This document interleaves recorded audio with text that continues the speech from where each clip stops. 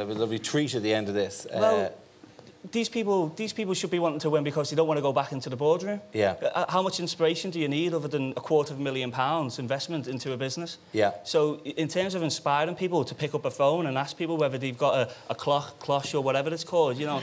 Yeah. Cloche, can we just finally nail it? With every possible language there. Cloche. Cloche. Where did cloche come from? Haven't you got one yet? Sorry? You still haven't got it? No, I keep getting the words wrong when I ring up for it. Right. I think you should, every time you hand over a new pair of glasses, it should be under a cloche. Your glasses are ready, sir.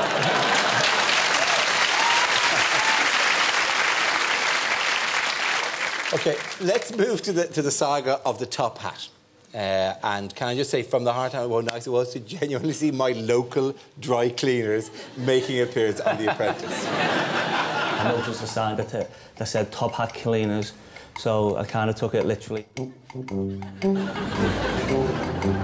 Because of the name of your business, is there somewhere where we would get a top hat from?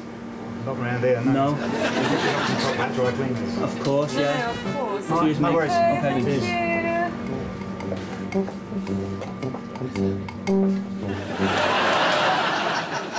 See, that genuinely is my dry cleaners. And actually, the last time I was in, the King of Tonga was there.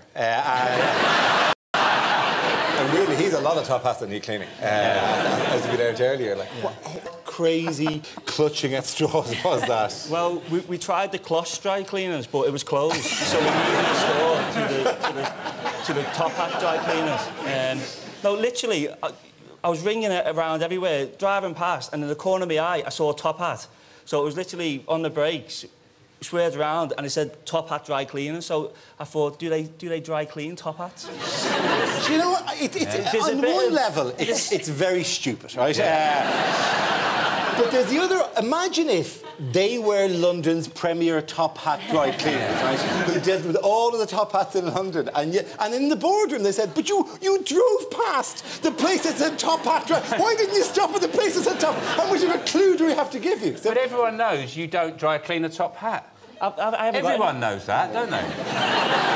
I'll tell you what, the ones you probably do dry clean are those felt ones with Guinness on the side. Those top hats. Should have got one of those. They'd been a lot cheaper.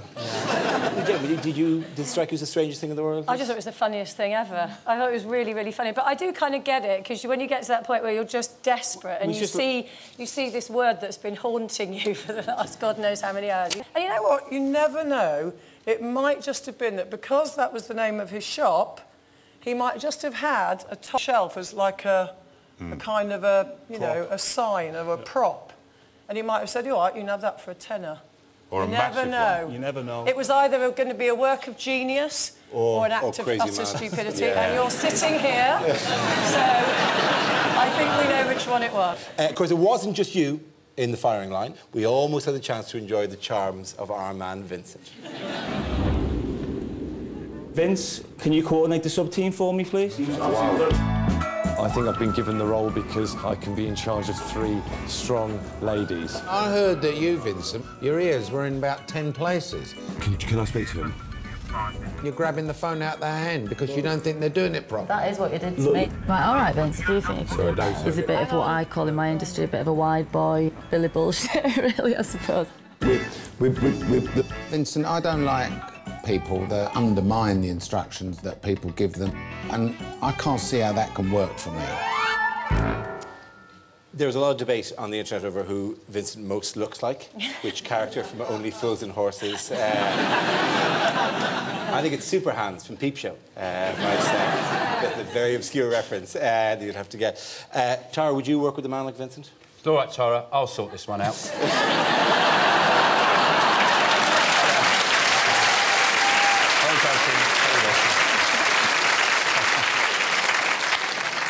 Couldn't have said it better. Yeah. It just, I mean, that would drive you insane, wouldn't it? A little bit of a tap bypass there on how to handle the ladies, but Yeah. he seemed to think he had a good grip on those strong girls, and I don't think Ellie was that impressed. No, they weren't at all. I mean, how have you found Vincent? Oh, he's utterly odious. He drives me mad. He's like, he thinks he's one of the 3 Musketeers or something. What's all that look that's going on like that? And he's like this far away from saying, you know, come on, wench, get on the back of my horse. He's Absolutely, ugh, I can't bear him. I couldn't work with him for 3 seconds. You love it, really, though, don't you?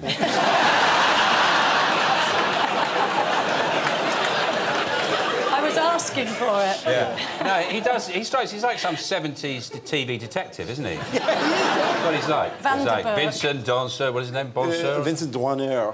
He's like a 70s detective, yeah. Yeah, he should have like a little white sports car.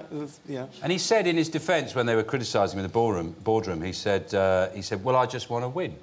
Like that cancels out everything else. Like you say, give us it, love, you don't know what you're doing. I love a bit when he's on the phone, he goes, now then, somewhere that would sell steak. You think, a butcher's? No, possibly? I mean, don't call him a victualler, but butcher. Butcher is fine. You should, you know. How is he? How is he doing? He's a nice guy, actually. You know, I do get along with Vincent. I couldn't work with him day in, day out. I'd end up killing him. But on a one-to-one basis, you know, he's a bit of a lad. Now, we've had 3 shows and 3 men fired already. No, it's always pointless to take any kind of a... Let's hear it for the girls! Might mean to kick it off that much. Yeah, 3 men fired already. It does mean that we've hardly had a chance to talk about the girls, so let's have a look first at Zoe, who's accused of not doing any negotiating but didn't take that line down. Zoe, you were the only one that actually didn't end up getting into a negotiation. I was indeed, yeah. Why was that? I'd found a load of leads and the signage. I sourced my own lead for the signage. No, you didn't. This just seems like an observing capacity, really, rather than getting on with it and do it yourself. An observing capacity if I came up with all the numbers that secured the products? I did what I was told and didn't get a chance to shine. Well, that could be your own fault. But why should I be punished for being professional? What did you think of her, Tara? As you said, it's the first chance we've really had to see her. She didn't stand out in that show at all. And with all the focus on the guys at the moment, she's got another chance, I guess. But I haven't seen anything I can really comment on. And is it unprofessional just to... I mean, I think she's supplying the information. She had a bit of fight, though, at the end. Yeah, in the boardroom, and she definitely had some attitude. And I think it'd be interesting to see what comes from that. But too early to say, I feel. OK. What did you think of her? She's a bit like all the others. Aren't they? They're all very similar, the girls. It's like they're like an enormous girl band, aren't they? They're not very distinctive, are they? They're all quite similar type of people. No. They're doing what women do at the moment, which is very much... We always do that kind of keeping quiet. We're not, you know, we're a bit nervous about putting ourselves forward. But then, at the end, as been proved by the last 2 series, we always win. Yeah, because ladies are so cool and so relaxed. Yeah. Let's have a look at this bit first before we... No, I'll go with your thesis that we quietly, the ladies carry on. This is only the 3rd task, but already they're candidates who are, shall we say, not the best of friends. Zoe is very intelligent and she's got some very, very decent experience behind her, and I feel it's unfortunate that she's not brought that to the table. Working with Natasha is an absolute nightmare. I wouldn't wish it on my worst enemy. Zoe's very much looked for excuses not to put herself on the hockey. She's just a mouth. She never pushed herself forward for negotiation. She's everywhere. She gets where Dirk can't. She never picked up her phone. I don't think there's any intelligence to her. She moans quite a lot. I don't think she can be trusted. Moans in between tasks. I'm not sure whether this is a really serious thing for her, but it should be, considering her employment status is none. Yeah, Zoe and Natasha, they're getting on like sisters. You know, just keeping their heads down quietly, moving through the process and eventually winning it. So how does that fit the thesis that you were talking about a second ago? Yeah. I thought the funny bit was when they were trying to get the plaque, the wine cellar plaque, and one of her negotiating tactics, she said, well, there's repeat business. How many... Those brass plaques probably last about 200 years. When that one wears out, we'll be back for another one. If you're still here and the Earth is still spinning around, we'll be back for another plaque.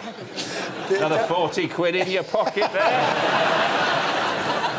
I'd have sacked her for that. That's such a lousy tactic. Tara, you run a very successful company. Presumably there are personality clashes like that. How do you deal with them? Personality clashes can be the biggest problem in any business. I definitely try and avoid it from the start. And I think however skilled someone is, if you can't communicate and get on, it's a real setback. And I've been lucky. We usually spot it at the outset. And if somebody can't muck in or communicate. They go quite early. Now, we know that Tom is a bit of a nerd, and more power to him for that. Worryingly, though, we think he might actually be turning into a computer. Do you think you've got the ability to think in different ways to other people?